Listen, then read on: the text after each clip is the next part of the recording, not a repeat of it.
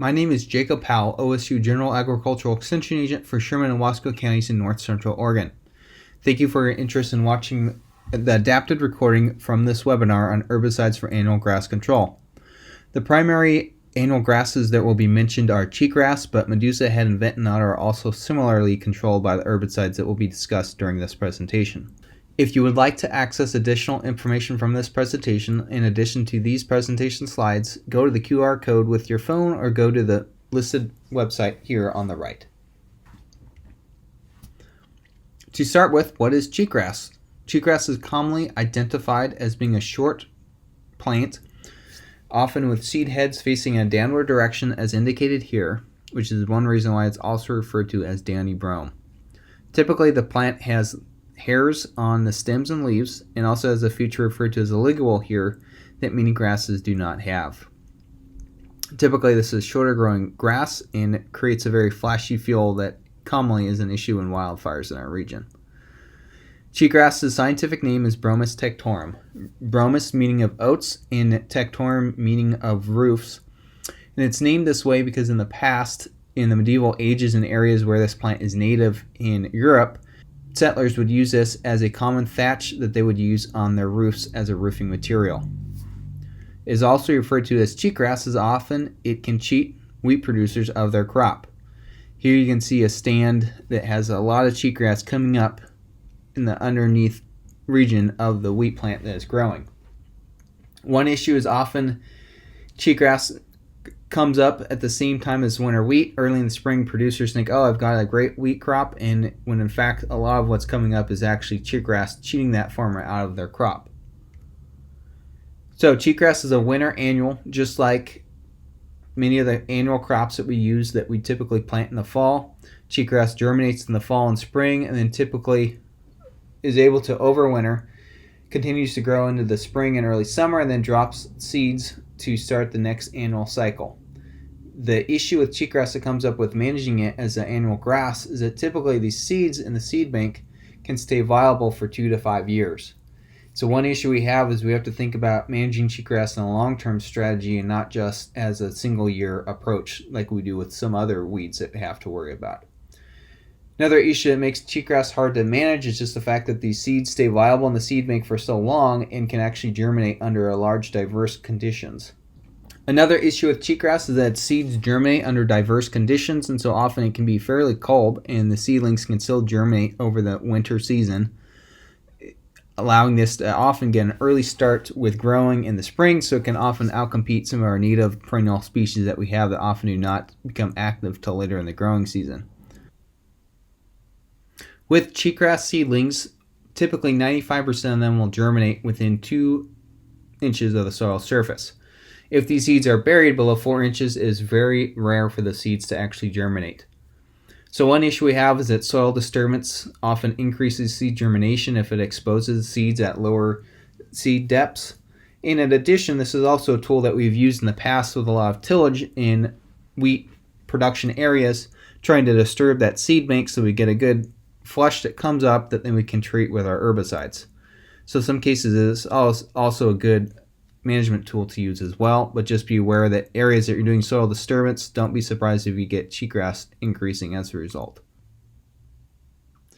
This video will highlight some of the concepts that we've been mentioning. Cheatgrass was accidentally introduced to North America from Eurasia in the early 1860s. Cheatgrass germinates at a wide range of temperatures and germinates early, so it outcompetes our native perennial species. What it also does is it increases the chance, the rate, and the spread in the season of wildfire because it has a fine textured feel on the landscape. The process here is to go into a cheatgrass infested rangeland, use a tool like pre-emergent herbicides to decrease the cheatgrass density, to decrease that competition with the species that we want in that site. What we've learned with selective pre-emergent herbicides, we've been able to decrease the cheatgrass densities by over 93%. At the same time, through the seeding of longline perennial grasses, increase the herbaceous component by over 600%. By doing that, we can increase the desirable species on a site, we can improve the grazing practices, we can improve the sustainability of grazing practices. More importantly, we can improve critical wildlife habitat.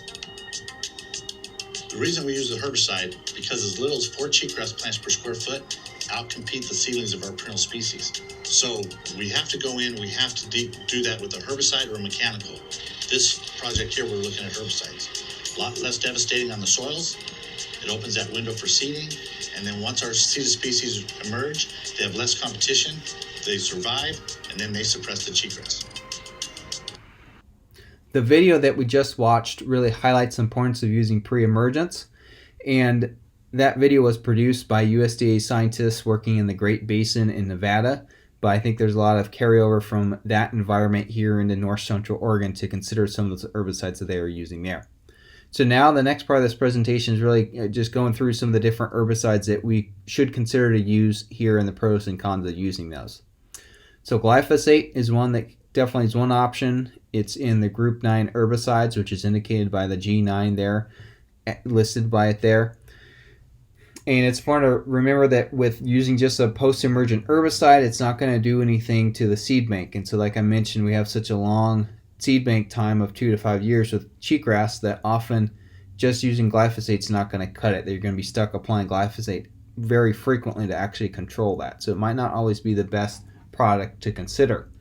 The other thing with glyphosate is there's a lot of non-brand name generic herbicides out there with glyphosate. Often the amount of glyphosate in them is not as concentrated as in other products. So the acid equivalent, or AE, is higher in some products such as RT3. The AE is at 4.5 versus 3 in a lot of other products. And so what that means with the generic stuff, you have to put more of that, take up more space in your tank to actually apply that in your applicator. And it also might have less of an impact versus these more concentrated products that you could be applying instead. So keep that in mind. Relatively speaking, glyphosate is somewhat inexpensive compared to some of these other things I'm going to be mentioning here, but it's important to remember that currently, due to complications from COVID and supply chain issues from some of these manufacturers of herbicides impacted by hurricanes, a lot of these are going to be harder to get your hands on and potentially more expensive than the prices that I've listed here. So just keep that in mind. Another herbicide to consider is Cantor RNP. I've seen this used more in some of the pasture areas, kind of towards the Midwest, Wyoming, South Dakota area as well. It's a group 2 herbicide. It has decent pre and post herbicide control. Again, a little bit more expensive than glyphosate, but relatively speaking, not as expensive as some of these other ones. Matrix with the active ingredient rimsulfuron. It's also another group 2. It has good pre and post control as well, typically applied in the fall. This product is one of the more expensive ones I'll be mentioning today, and part of that is just it has a good long soil residual time, which is great for cheatgrass seedlings control. But however, if you're trying to reseed that or have a crop following that, it's going to be a much longer plant interval than some of these other products. Often you're looking at not being able to grade some of those spots up to a year just to simply allow the vegetation to recover enough that you're going to have enough forage for your livestock. Plateau Panoramic with the active ingredient imazapic, which is also group 2, is one of the predominant ones that we see used in this area. After the substation fire in 2018, this was primarily what was helicopter applied to deal with annual grasses that were coming up after the fire potentially. It's a good tool to use because it does have good soil residual activity, and it also does a good job controlling parts of the plants that are already emerged with a post-emergent. Typically this is applied in the fall, and it's helping both with what's come up, and it really helps those that are going to germinate potentially in the fall or in the spring. More expensive than glyphosate, still not that expensive. Just remember that it does have that soil activity for a while. If you want to increase the post-emergent impact of imazapic, consider using a product like Journey that combines glyphosate with it. So that's a good pre and post herbicide to consider. A little bit more expensive though as a result of that. And then there's a really new product that's come out that's exciting, in Dazaflam active ingredient. It's a whole new group 29 mode of action. And so that's great to have another tool to use when some of these other groups, such as groups 1 and group 2, are maybe not working as effectively as they used to. Rejuva and Esplanade are the names of some of these. And as you can see, it's definitely more expensive at $45 an acre, but you're getting increased soil residual activity with this herbicide, and the fact that it's a new mode of action. In my opinion, I think it'll be worth the price. And it's still being somewhat newly developed. So in many cases, you're not able to get this in many states yet. And one nice thing is that if you are interested in using this product, I suggest that you reach out to Bayer. They are offering some deals for people that apply this in such as like a trial scenario to try this out. So consider doing it that way. But it's still being developed. But I think the price of this will go down in the future, and it's a good tool to be on everybody's radar. One thing to also bring up with Imazapic, there's a new product out called Open Range G, which is out by Wilbur Ellis, I believe. And so basically, you're applying Imazapic in a pelletized form. Basically, you can apply that by an airplane, and then these pellets break down with precipitation that arrives, and then suddenly it becomes active in the soil. And this new product appears to do a good job. It kills the cheatgrass while not harming the beneficials as much. And that's one thing to point out too. These are all the ones on this side, except for Journey, are somewhat selective in what they will spray.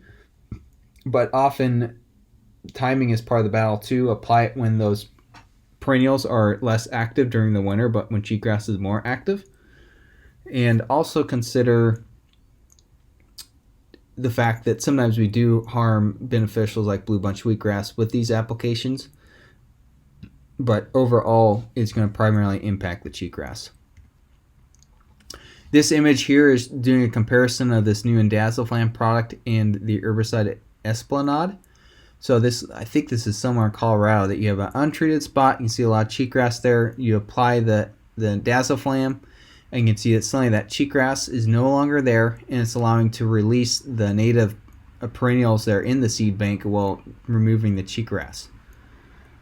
So that's something to consider. Also on that previous slide, I had written there that Indaziflam is a great product, but it's only helpful for a pre-emergent that has no post-emergent control. So likely you are going to have to apply it with glyphosate or another product potentially. So that could increase the cost of applying it.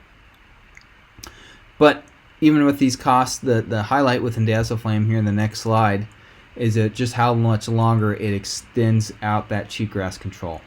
So these different bars here are indicating months since herbicide application for Esplanade at a 5 and 7 ounce rate, and also Plateau at another rate as well here. And so what you can see is 7 months after application, Esplanade is doing very good at controlling cheatgrass. Plateau is also giving reasonable control, not quite as good. But then what we really see is after 13 months, that's when the lower rate of Esplanade and Plateau, suddenly we see that cheatgrass control drop down dramatically. And then we go out to 26 months, Plateau, I mean, it's almost like you didn't apply it basically at that point. But the higher rate of Esplanade is still holding off the cheatgrass control. So when you've got a seed bank that lasts for so long, this could really be an effective tool in our toolbox. Other thing again to think about is timing of our herbicides. This calendar here of herbicide application, it's probably more of a growing season during the summer months, so particularly for a higher elevation site such as in Colorado. Also important to think about this for our region in the mid-Columbia. However, we're going to have to change the timeline a little bit. So our pre-emergent herbicides, you're going to apply that in the spring before things are emerging. So basically in March, as soon as you can get out to your site without it being too muddy, you might want to consider applying a pre-emergent. Often we see here that we see cheatgrass seedlings that are going to start coming out potentially in early April, depending on your site in the year. Other years we have more harsher springs. It might not be till late April or May that you're going to see a cheatgrass flush to worry about with a pre-emergent. But definitely, by May, June, cheatgrass is up and going. It's going to be too late to use a pre-emergent, but you could consider using a post-emergent at that point. However, we get later into the summer, getting closer to fall. That's when you could apply a post-emergent herbicide to what's already emerged.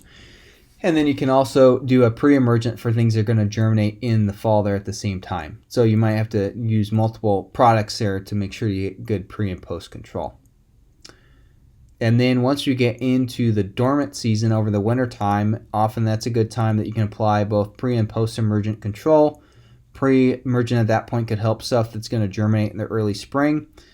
And then you're also doing a good job of taking the cheatgrass out that's emerged, but at that point the natives are not going to be as active, and so the chance of you harming, like blue bunch wheatgrass for example, is going to be much more reduced.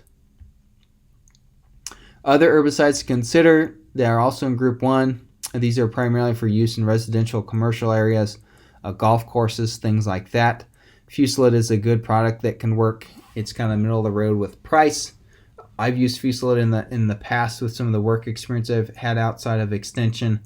In some cases, it can work. I know I applied it in one situation a later spring application date, and I think stuff was getting too much developed. We almost had seed heads on some of the vegetation that I was spraying, and as a result, was not quite as effective.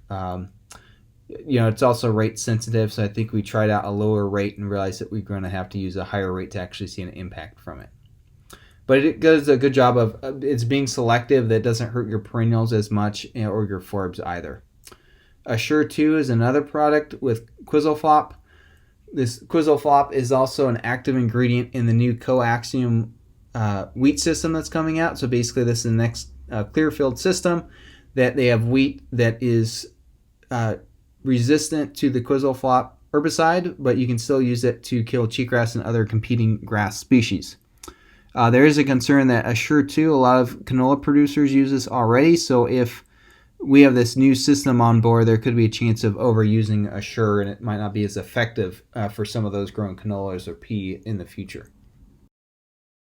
So I've been really hitting home on the fact that we have different groups here for mode of action.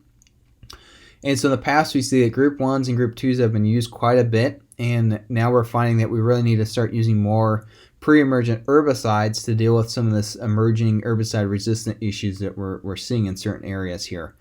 Particularly in eastern Washington, here locally in north central Oregon, it's not as big of an issue yet, but it could potentially happen in the future. And so then just a context that group 1s have not been around as long, and so there's less herbicide resistance there, but the group 2s and group 9s, such as glyphosate, they've been here for quite a while, and so it's not surprising that we're seeing some resistant issues. We now know that if we tank mix multiple groups of herbicide together, there's less of a chance of herbicide resistance, which makes sense when you think about that. You got one cheatgrass population. If you've got multiple modes of action, the chance of all those plants being resistant to multiple modes of action are very slim. But there is a chance if we just keep using one mode of action, that plant's going to become resistant and going to create an increased population size that's going to be resistant to herbicide applications in the future.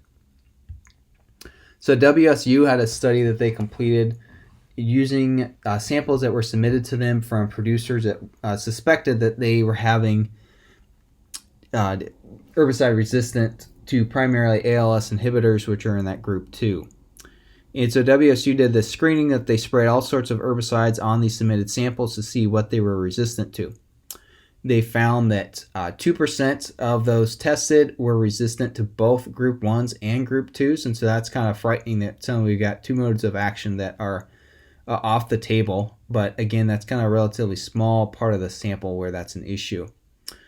52% of them were resistant to multiple chemical families of these group 2s, and so we have a Mazapic and a Mazamox, for example, being two different ones, and so those plants were resistant to both of those chemicals. And then less surprisingly is that we find some that, it's just resistant to glyphosate. With the ALS, it'd be just resistant to Mazamox, for example. But if we applied a Mazapic, it would still be susceptible. And then, fortunately, at least about 25% of those tested were susceptible to all the herbicides screened, and so herbicide resistance was not an issue. So one tool to think about is use something like this. It's a publication that's been out for a while, a Guide for Herbicide Rotation in the PNW. Basically, you can find your trade name herbicide name figure out which group it's in, and realize that if you've been frequently using herbicides in that same group, consider looking at another one in one of these different groups to use instead to mix it up. Particularly consider using mixing one that's a group 1 with a group 9 or something like that can be another beneficial tool to use.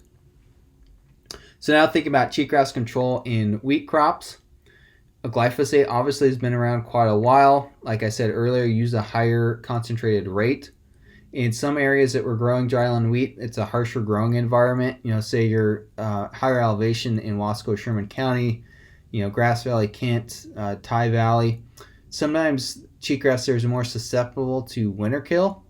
And so sometimes it's worth a later application of glyphosate can really hit it harder than, say, if you applied that earlier in the fall. So I would suggest thinking about applying this late October, getting into November. Basically, it would be better than just spraying this in September. Zidua is a product that's being increasingly used here in Wasco County. I know around Due for a lot of folks some people are using this and are happy with it. It's a pre-emergent only, so it's not going to do anything the post-emergent plants are already up. It's in a different group than these group 1s and group 2s, and that's why it's providing a new mode of action that's really helping out. And so rough estimate, it seems like maybe you could pay potentially $40 to $45 an acre for this product, but again, it depends how much you're buying in bulk when you're buying it. So the price for this could be less than what it is there. Fierce is another herbicide that's out. It's made by Valent, like Zidua. And so essentially they have put Zidua in with Fierce plus another chemical. So now you have two groups of action, which, as I'm saying, that's kind of desirable. So it's nice to have a product that can do that both. Fierce has really good burn down control and also has good residual control of cheatgrass and other annuals as well. A little bit more expensive with these two groups of action though, looking more around $60, $64 an acre potentially. Other herbicides considered, a lot of people have used different combinations of groups 2 and 5. So Maverick and Syncor, Olympus and Syncor, those are some examples to consider. Overall herbicide considerations. So again, like I said, with cheatgrass, the earlier you spray those plants, the better.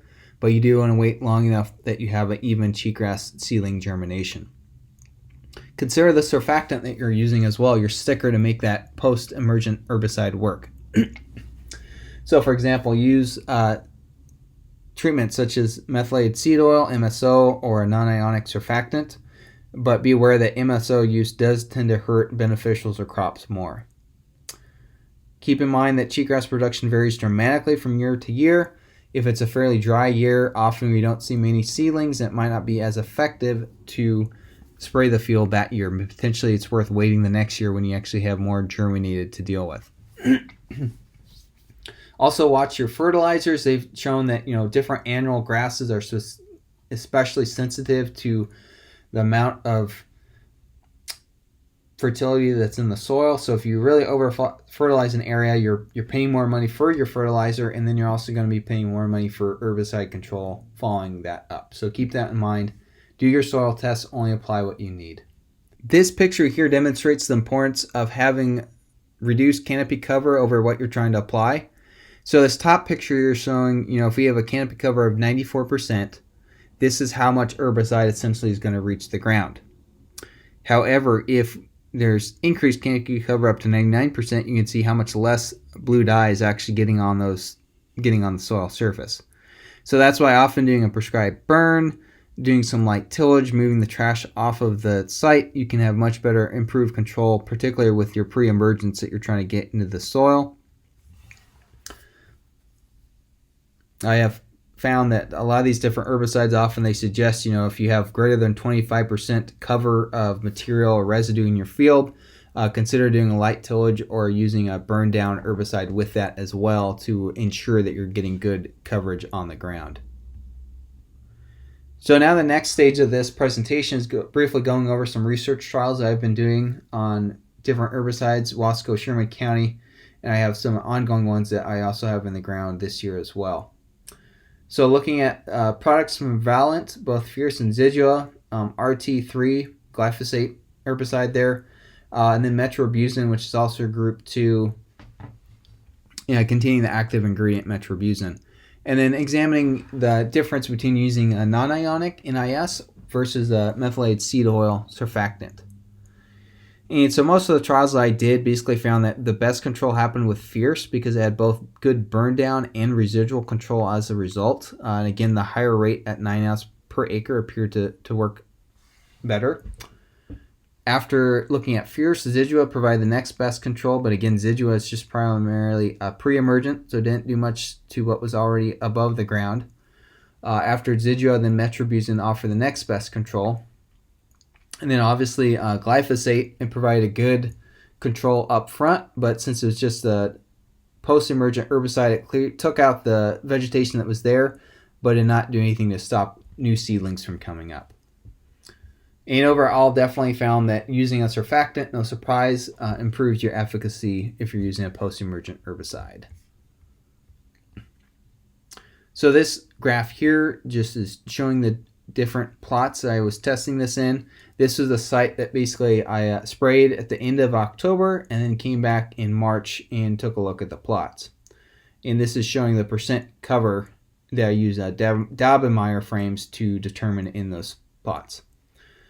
So when I use the herbicide Fierce, we can see these plots where the letter starts with F were applied with Fierce. The addition of M demonstrates MSO, in demonstrating a non-ionic surfactant. So just Fierce alone, we definitely had a good reduction in cover compared to the control, and out of all the other chemicals I looked at, Fierce was the best. And then percent cover was even decreased further if I used a surfactant such as MSO or NIS. M here standing for Metribuzin. Metribuzin, you can see it offered some control, but relatively speaking, not a whole much lower than the control plot. Metribuzin with MSO, addition of the methylated seed oil improved control, a little bit more than using the non-ionic, but either way, improved control using the surfactant. R here stands for RT3, and with surfactants included. Interesting, the addition of surfactants didn't have as much of an impact. Again, since this is RT3, I'm not surprised that control was not as effective in March. I think upfront burn down would have been better with the use of these surfactants for sure, but it did not last as long. So the next thing that I think is coming in and think about herbicides for annual grass control is how can we use plant growth regulators to either make the target plants more susceptible to injury from herbicides or potentially decrease impacts of our herbicides on our beneficials that we're trying to maintain on a site. So a common plant growth regulator that's been in use is Gibberellic Acid. It's naturally occurring plant growth regulator that basically is going to stimulate growth. And so it's beneficial looking at a cheatgrass, for example. It breaks seed dormancy. So what if we were able to apply a product that would make the seeds in the seed bank to germinate all at once versus having to come back year after year dealing with those seeds that are in the soil that could be viable for 5 years. In addition, we see that Gibberellic Acid, it stimulates plant and root growth. In the past, it's been used with horticultural crops. This picture is demonstrating with grapes. Picture on the left here, we have much smaller grapes that are much longer clump versus we apply Gibberellic Acid. We see that we get much larger grapes as a result, and often they grow at a much more rapid rate. So RyzUp Smartgrass is a product that Valent has come out with that contains Gibberellic Acid. It first came out and was really marketed for corn in the Midwest as it can increase corn yield and helps reduce the impacts of stress on the plants. But it's important to remember that with these plant growth regulators, if we're really dry like we were this last region in the Pacific Northwest, what's really limiting the system is the water availability. So it doesn't matter how much plant growth regulator you spray on it, it's still going to be water limited. It's probably not going to have much of an impact, so keep that in mind. Other big thing that this has been used for is pasture green up. So, we're getting late into the fall. If you wanted your grass to stay slightly greener, you could spray this on it. The big thing is if you're just winter feeding your cattle and you're trying to get on your native pasture a little bit sooner, or your pasture that you've seeded with desired species, if you use Smartgrass on it, some folks are saying you could potentially, you get in there maybe 3 weeks earlier than if you just waited for it to green up on its own. So that's something to consider.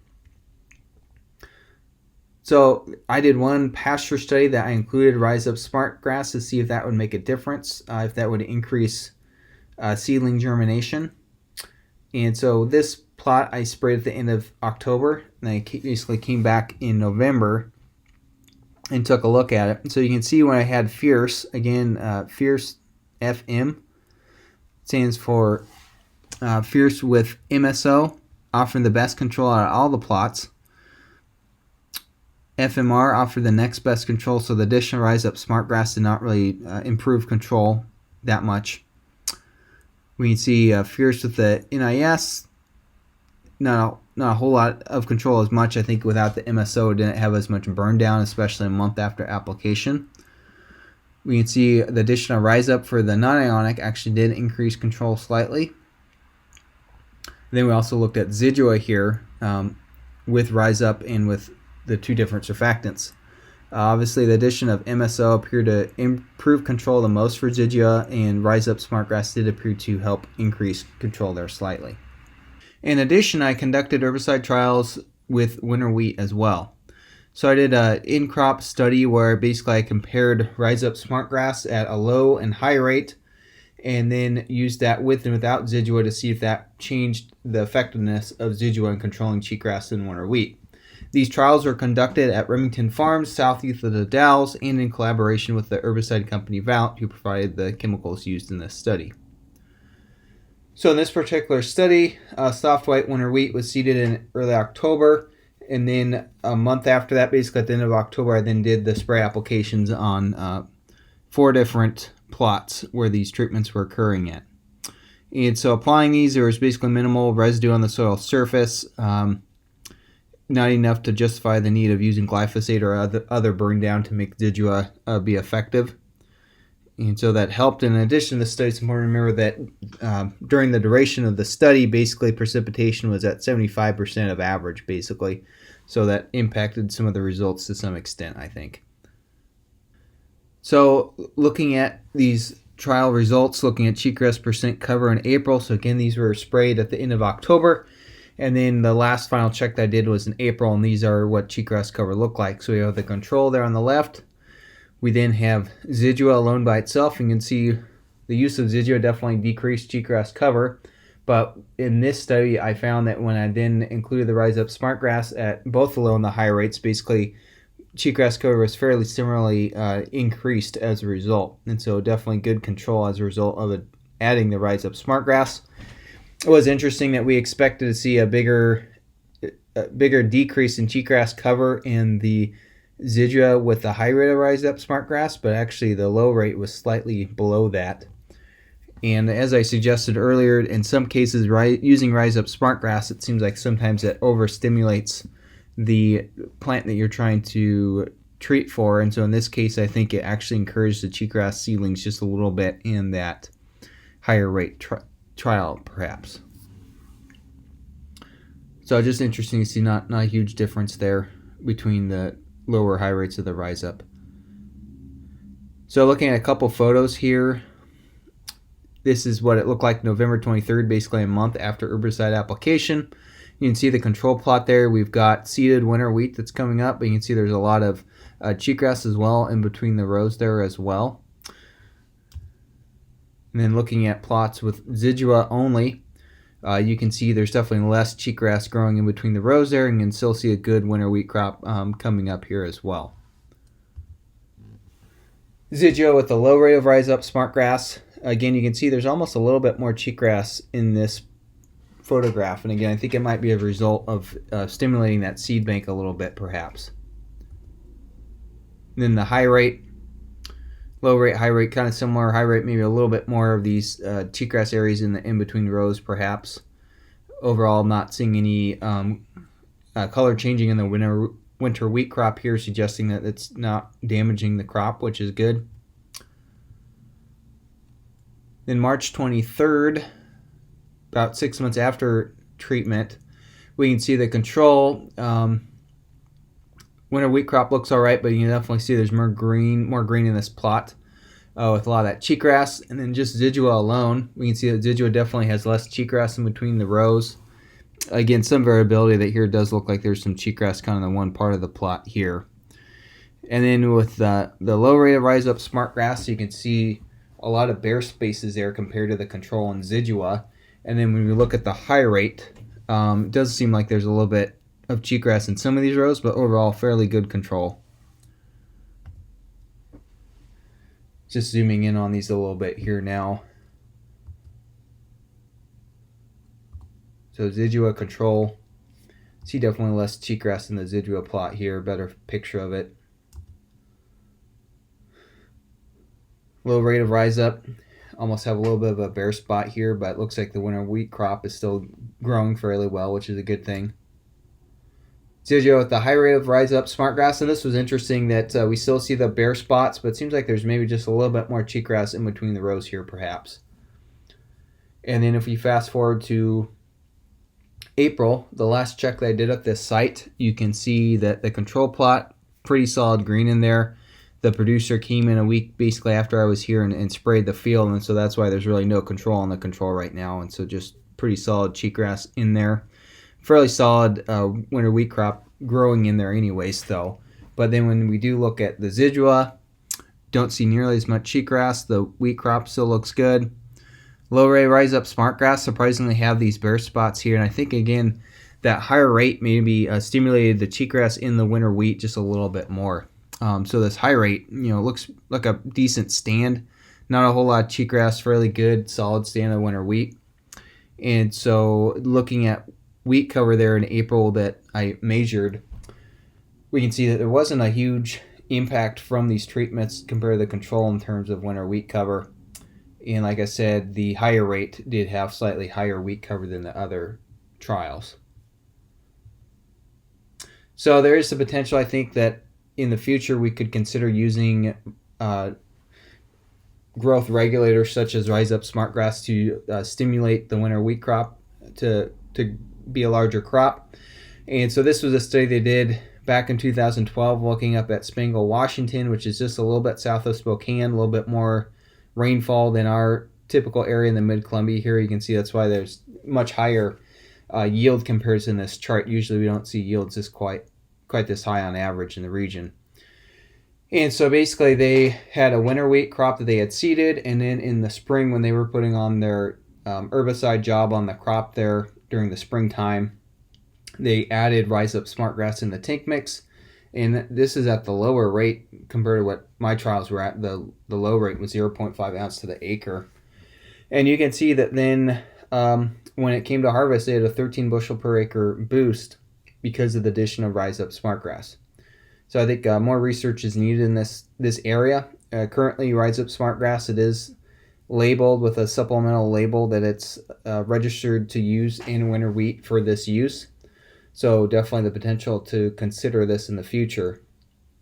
I think one limiting factor is on our growing region. If we're really water limited in that particular year, I don't know how much of an impact the RyzUp is going to have.